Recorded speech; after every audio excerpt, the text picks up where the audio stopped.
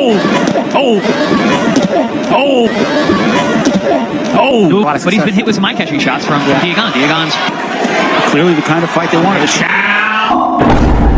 At ito nga mga idol, panoorin natin ang laban ni Garen Jagan ng General Santos City kontra kay Jordan Roach ng USA mga idol sa isang 6-rounder ng bakbakan ng kanilang division. Tara mga idol, panoorin natin.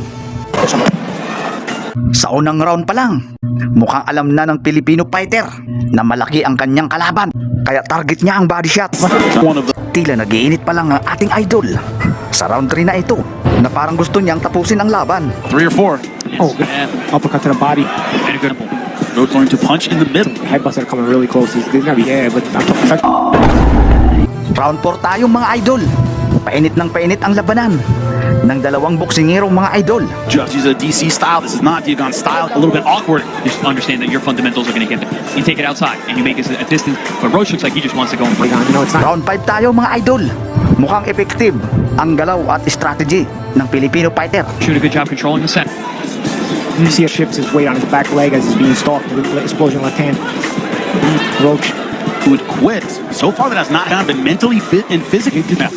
Round 6 tayo mga idol. Tutukan lang natin. He did a fight. Jordan Roach said before the fight he's gonna quit, implying that he will cry so far, but Sa pagtatapos ng labanan mga idol, dominante ang ating kababayan. Subalit, teritoryo ng kalaban, kaya talunan tayo mga idol. Pero binigyan pa rin ng magandang laban ang kalaban.